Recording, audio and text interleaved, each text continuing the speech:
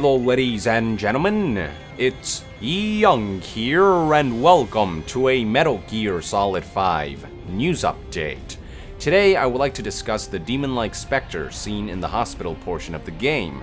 The most popular assumption is that the specter is none other than Volgin, or at least something that's supposed to resemble him. Prior to today, the only reasons I had for connecting the two were the similarities in their outfits and the fact that the flames engulfing the specter looked similar to how Volgin died in flames. But now I have evidence that may confirm that the creature is indeed connected to Volgin.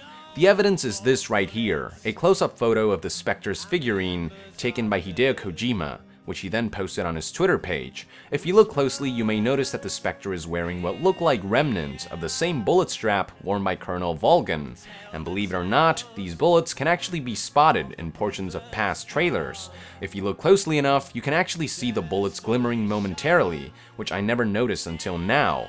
Moving on, I would like to direct your attention to the figurine's left hand. You can clearly see that the Spectre is holding bullets between its fingers, just like Volgin did in Metal Gear Solid 3.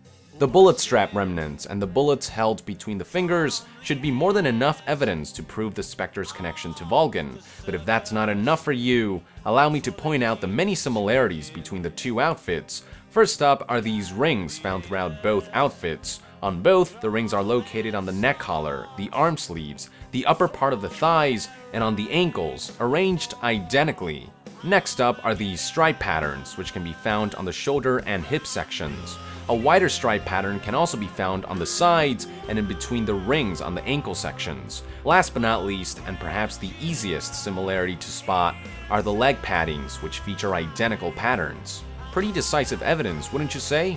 Now, something to keep in mind is that the Spectre may not necessarily be Volgin in a literal sense. Considering the Spectre appears right after Snake gets a glimpse of young Psycho Mantis, there's always the possibility that it's simply a hallucination. But who knows, maybe Volgin somehow survived, or maybe his body was eventually retrieved by the Patriots many years after Operation Snake Eater for experiments that eventually resulted in the creation of this monster. Regardless of which, what matters is that there's now clear evidence corroborating the theory that the demonic Spectre and Volgin are somehow connected. As for how they're connected and the meaning behind it all, well, that remains to be seen.